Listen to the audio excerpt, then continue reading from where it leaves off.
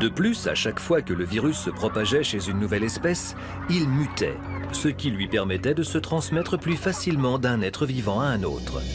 Et c'est cette caractéristique qui terrifie le plus les épidémiologistes. C'est le scénario le plus inquiétant auquel on pourrait penser. Ce serait une tragédie. Il est impossible de prévoir l'ampleur des dégâts que provoquerait une future épidémie. Mais un scientifique pense que la prochaine pandémie est déjà tapie dans un objet gelé quelque part dans l'espace. La grippe de 1918 a été préservée dans la glace en Alaska. Un virus extraterrestre pourrait bien lui aussi être préservé dans un objet gelé comme une comète. Si le virus est bien gelé dans une petite particule de glace, alors il pourrait effectivement rester efficace durant une éternité. Chandra pense que les comètes délivrent toujours des germes sur la Terre de la même façon. Pour moi, le scénario le plus plausible, c'est que la comète dépose dans la stratosphère un micro-organisme pathogène et qu'ensuite, ce virus entraîne une nouvelle pandémie. Chandra pense que c'est ainsi que le virus du SRAS est apparu en 2003. Les experts savent aujourd'hui que le SRAS a été causé par un virus qui a infecté les voies respiratoires et gastro-intestinales des mammifères et des oiseaux. Il a été identifié pour la première fois en Chine. Nous pensons que les Chinois ont attrapé cette bactérie en mangeant des civettes. Dans la culture chinoise, c'est un mets très raffiné. Lorsque ces gens ont voyagé dans d'autres parties de la Chine, ils ont dû transmettre la maladie à d'autres personnes. Cela n'a pas étonné les épidémiologistes, car l'Asie est l'épicentre d'un grand nombre de virus. La raison qui a été avancée est qu'en Asie, les personnes vivent à proximité de la volaille et des oiseaux aquatiques. Mais Chandra a une autre théorie. Lorsqu'un virus est injecté dans la stratosphère supérieure et tombe sur la Terre, la première chose qu'il touche, c'est l'Himalaya, car c'est la plus grande chaîne de montagnes de la planète. Elle fait presque un trou dans la stratosphère. Donc les premières personnes touchées sont les personnes qui se trouvent un peu à l'est de l'Himalaya, car c'est de là que tombent les particules. Si les germes tombent de l'espace, alors il est normal que les oiseaux soient les premiers touchés par le virus. Ils sondent l'atmosphère beaucoup plus profondément que n'importe quelle autre créature de notre planète. Ils planent sur des dizaines de milliers de kilomètres et inspirent et expirent le virus. Mais de nombreux exobiologistes insistent pour dire que c'est une théorie qui reste infondée. Il n'y a rien qui prouve que la poussière de comète soit responsable des épidémies qui frappent notre planète. Toutefois, la révolution génomique divise les avis. Certains approuvent la théorie de la comète pleine de pathogènes, d'autres pas du tout. La mission Stardust nous a permis de recueillir de la poussière d'une comète. Donc on peut tester cette théorie et on verra s'il y a des organismes dans cette comète. Afin de détecter les microbes présents dans la poussière de comète, on peut se servir de la même technique que celle utilisée pour séquencer la grippe de 1918, c'est-à-dire l'ACP, l'amplification en chaîne par polymérase. Quand un échantillon chauffe puis refroidit, la quantité d'ADN à l'intérieur double. C'est la méthode la plus efficace pour trouver des microbes sur Terre. L'ACP est tellement efficace pour détecter des cellules que c'est grâce à cette méthode que les scientifiques ont découvert des micro-organismes vivant dans des endroits insoupçonnables. Dans des endroits comme des sources d'eau bouillante, des terrains vagues glacés en Antarctique, des endroits où de l'acide a été versé avec des pH de 1, on a même trouvé des bactéries qui peuvent vivre sous haute radiation ou bien sur des barres de combustible nucléaire dans des bassins de refroidissement. Les exobiologistes veulent aller à la chasse aux microbes dans l'espace, où les conditions sont encore plus extrêmes. Il serait très difficile de survivre dans l'espace. Il n'y a pas d'eau à l'état liquide, c'est un vide. Et il y a très peu, voire aucun nutriment. Afin de trouver de la vie extraterrestre, une mission se prépare. Le but est de construire un test ACP que l'on utiliserait à la surface de la planète Mars. Nous essayons de fabriquer un détecteur d'ADN que l'on enverrait sur Mars. Il serait basé sur ce que nous savons de la vie sur Terre. Si la mission réussit, le vaisseau et les échantillons resteront sur Mars. En utilisant des analyses ACP, les généticiens essaieront de trouver des microbes en se servant des gènes universels qui définissent la vie sur Terre.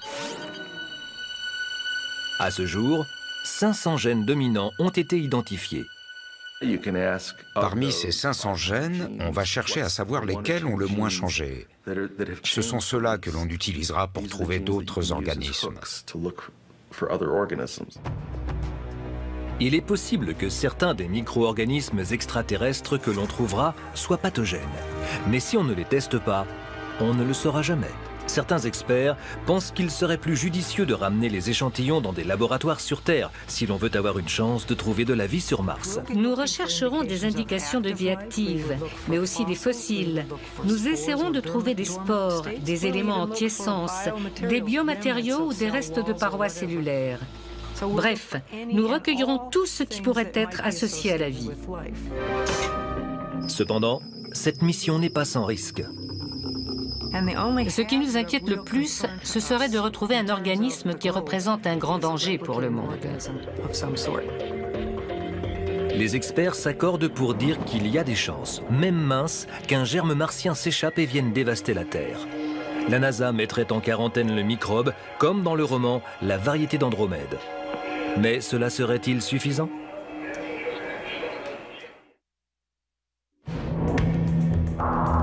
Si un virus venu de l'espace frappait la Terre, les scientifiques réagiraient en se servant de leçons apprises dans le passé. L'histoire nous a montré que les épidémies avaient une vie propre à elles.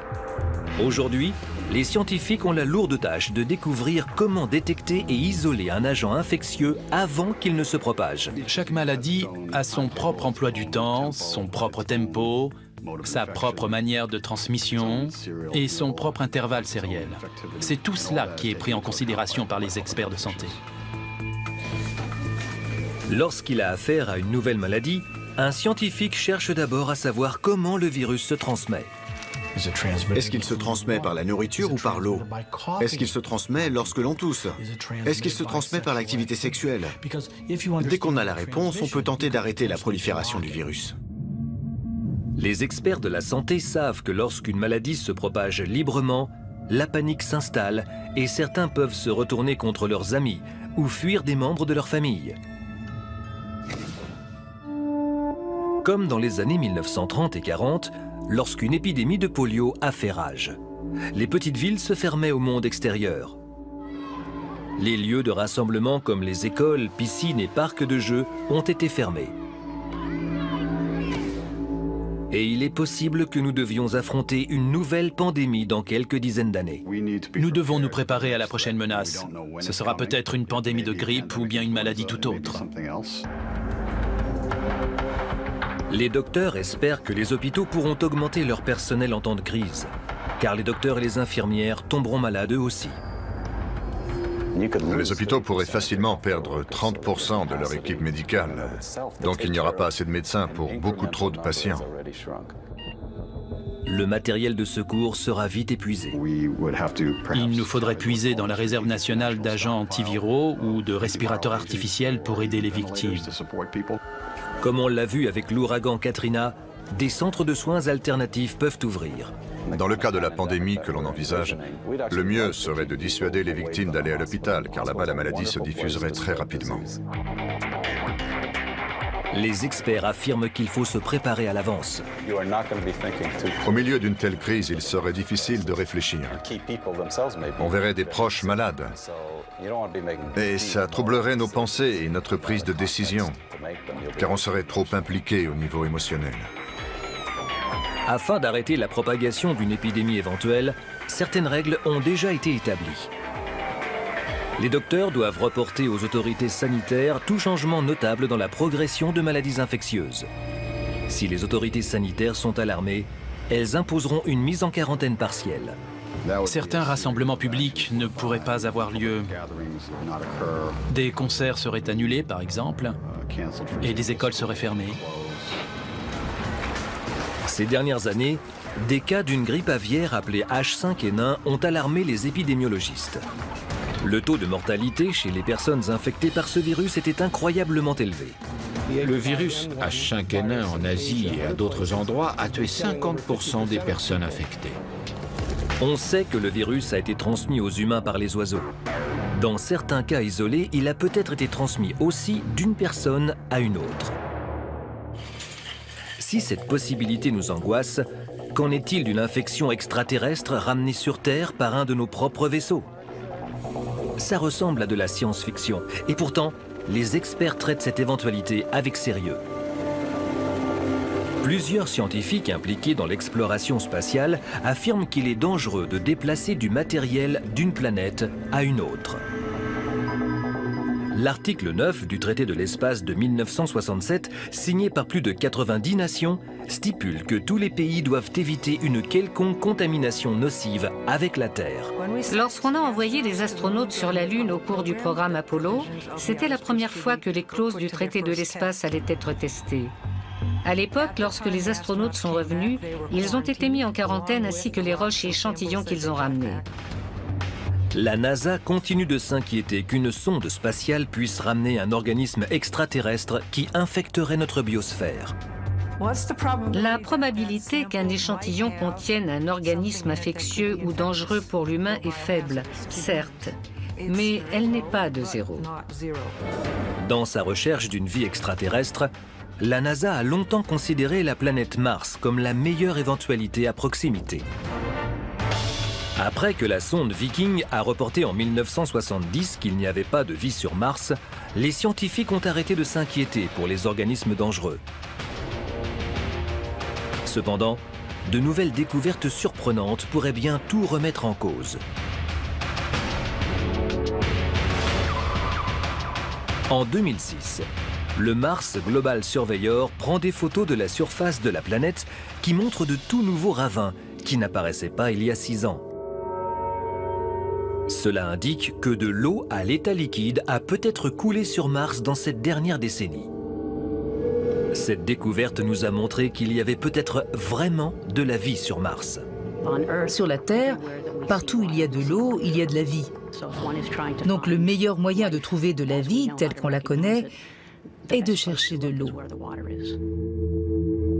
Aujourd'hui, après plus de 30 ans, la NASA va peut-être se préparer à lancer un nouveau vaisseau pour chercher de la vie sur Mars. Le mieux serait de rapporter des échantillons ici, sur Terre, pour qu'on puisse effectuer une batterie de tests avec notre expertise scientifique. Dans ce but, un vaisseau sera envoyé vers Mars pour recueillir des échantillons du sol. Maintenant, il nous faut travailler sur le projet pour déterminer comment le vaisseau récupérera les échantillons, comment il les enfermera, les scellera et les rapportera sur Terre en ne laissant rien échapper en chemin. L'échantillon contiendrait un peu de l'élément qui recouvre la surface de Mars. L'échantillon aurait la contenance d'une tasse à café et contiendrait des gaz, de la poussière, de la terre et des petits cailloux, soit des roches qui se sont fissurées. Ce récipient contiendra peut-être la première preuve d'une vie extraterrestre, une éventualité qui peut effrayer. Certains pensent que l'échantillon pourrait contenir un microbe aussi dangereux que celui qui a causé la grippe de 1918. Quand on déplace un microbe vers un endroit où il ne serait pas allé normalement, on peut avoir des résultats surprenants lorsque ce microbe entre en contact avec de nouvelles populations. La NASA traite tous les échantillons comme des dangers, jusqu'à ce qu'on ait la preuve qu'ils ne sont pas dangereux. La NASA a dans l'idée de faire revenir sur Terre un échantillon de Mars. Et pour cela, elle a déjà tout prévu. Voyager dans l'espace est très risqué. Le plus grand danger serait que le récipient se casse et que les éléments soient exposés à un autre environnement. Une capsule est en train de tomber. Elle est à une distance de la Terre d'environ 2.0.0. Un accident pourrait arriver. Comme en 2004, lorsque la capsule Genesis s'était écrasée. Des ingénieurs de la NASA veulent donc désormais inventer un vaisseau qui pourra gérer un atterrissage compliqué. Même si la capsule s'écrase, le récipient qui contiendra l'échantillon de Mars restera intact. La capsule sera récupérée et transportée dans un boîtier confiné jusqu'à un laboratoire. Ce boîtier serait au niveau 4 de biosécurité sur les normes de confinement. Le niveau 4 de biosécurité est le plus haut en termes de confinement quand il est question d'organismes virulents, que ce soit dans le centre de contrôle des maladies ou dans d'autres institutions. Nous ne sommes pas certains que l'organisme soit virulent, bien sûr, mais nous prenons toutes les précautions qu'il faut dans le cas où il le serait. Nous sommes arrivés au même point dans l'histoire que Christophe Colomb. Nous avons la technologie, nous recherchons un nouveau monde et nous avons beaucoup d'idées, mais elles doivent être appuyées par la science. Cela ouvre une toute nouvelle perspective à l'idée de la vie dans l'univers. La NASA a pris des précautions pour empêcher un organisme extraterrestre d'atteindre la Terre par une sonde spatiale. Mais si un virus extraterrestre atteignait la Terre par un autre moyen? Certains spécialistes en maladies infectieuses adhèrent à l'idée que la grippe de 1918 est venue de l'espace. Si elle est vraie, ce scénario pourrait tout à fait se reproduire. La fiction de la variété d'Andromède pourrait se transformer en réalité. Une comète pourrait provoquer une pandémie à échelle mondiale. Pour moi, c'est inévitable. Il est certain qu'une pandémie future sera causée par une comète. La comète passe à 15 millions de kilomètres de la Terre, laisse une traînée dans l'espace et dépose de la poussière dans notre atmosphère supérieure.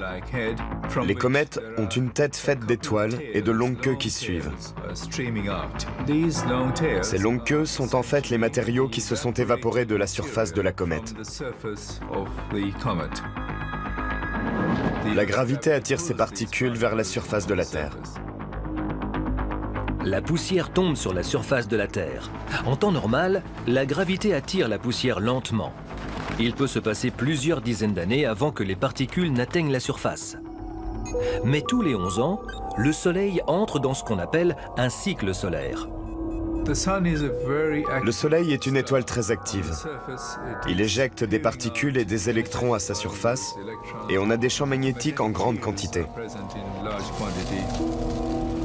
Lors des pics dans le cycle solaire, de grandes quantités de particules d'énergie sont éjectées de la surface du Soleil. Ces particules chargées entraînent des champs électriques très forts. L'effet des champs électriques attire les particules vers la surface très rapidement. C'est le dernier ingrédient qu'il faut pour créer une pandémie. Pour déclencher une pandémie de grippe, il faudrait avoir le virus et en plus être dans une période de pic dans le cycle solaire. Les oiseaux migrateurs inspirent la poussière et ingèrent le virus contenu dans la poussière. Un virus pandémique s'établit très facilement chez une nouvelle espèce. Les oiseaux portent désormais un virus mortel dans leur système digestif. Quelques mutations et le virus peut sauter vers une nouvelle espèce. Le virus se répand rapidement dans le monde et dans la ville de Washington. Plusieurs patients infectés arrivent aux urgences d'un hôpital local. Il y a du monde dans la salle d'attente. Ils doivent s'asseoir tout près des autres patients. Quelqu'un éternue. 85 millions de bactéries et 4600 particules virales invisibles explosent dans l'air. Elles sont lancées à la vitesse initiale de 45 mètres par seconde et peuvent aller à une distance de 3,50 mètres. Elles restent dans l'air pendant plus d'une demi-heure. Pendant ce laps de temps, chaque gouttelette engendre 19 000 colonies de bactéries. Une catastrophe biologique se prépare. Plusieurs patients se plaignent d'extrême fatigue et de douleurs dans la poitrine. Les docteurs effectuent une batterie de tests.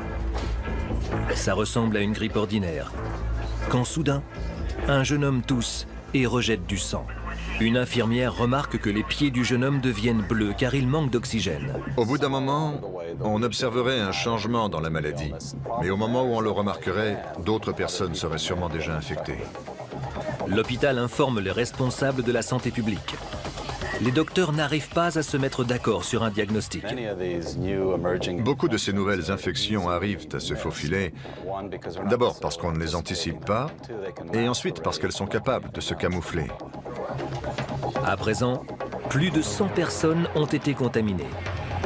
Ces personnes en contaminent d'autres. Dans un immeuble non loin de là, un agent de la santé publique surveille l'évolution de la maladie. Un service d'urgence commencerait à remarquer un pic dans le nombre de personnes qui présentent des maladies respiratoires. L'hôpital a eu vent de plusieurs nouvelles alarmantes encore. À l'aéroport de Washington Dulles, on a sorti de l'avion un passager qui venait de Hong Kong. Il était mort. Ses vêtements sont tachés de sang. On attend encore les résultats de l'autopsie, mais on suspecte que ce soit une variation du virus H5N1 qui l'ait tué. Le virus H5N1, ou grippe aviaire, a tué environ 50% des personnes infectées en Asie. Donc si ce virus devenait pandémique, ce serait une tragédie, et les conséquences seraient dramatiques. Dans d'autres villes du monde, le même scénario est en train de se dérouler. Les responsables de la santé publique suivent les instructions établies pour une pandémie de catégorie 5. Certains malades sont mis en quarantaine dans des foyers. Plusieurs vols commerciaux sont annulés. Les heures de travail sont étalées pour réduire le flux de personnes dans les transports. Les garderies et écoles sont fermées. Les monuments de Washington sont interdits d'accès. Une pandémie de grippe peut très bien perturber complètement toute une société. Dans les cas les plus graves, on peut observer un taux d'absentéisme de 30 à 40% dans toutes les professions. À ce stade, les patients se ruent vers les hôpitaux les plus proches, qui, très vite, sont débordés. Quand on a un phénomène de cette ampleur, nous, les docteurs et les chefs d'État, nous espérons que les malades restent loin des hôpitaux. Les médecins et les infirmières tombent malades. Les services d'urgence sont dépassés. Dans une telle épidémie, les respirateurs artificiels seraient vite tous utilisés, et pas seulement dans une région, dans tout le pays. Les médecins des urgences font tout leur possible pour évaluer l'état des patients. Quand il est question d'un désastre à grande échelle, on adopte toujours les méthodes qui permettent de sauver le plus de personnes possible. On refuse d'aider les personnes qui ont le moins de chances de s'en sortir. Les docteurs décideraient de qui vivrait et qui mourrait, mais ce serait une décision très difficile. Dans ces cas précis, la mort est inévitable. Malgré les tentatives des médias pour apaiser les esprits, la panique se répand. Les patients qui n'ont pas besoin de respirateurs sont menés vers un complexe sportif à l'air libre. Le MNT Bank Stadium serait un bon endroit où amener les malades. Il est très grand, à l'air libre, bien entretenu, et il y a tout ce qu'il faut. Plusieurs toilettes, des robinets d'eau, etc. Le plus grand problème, ce serait de transférer tous les corps et les restes des corps vers les morgues municipales ou régionales. Les corps s'accumulent tellement vite que les morgues ne peuvent plus en accueillir.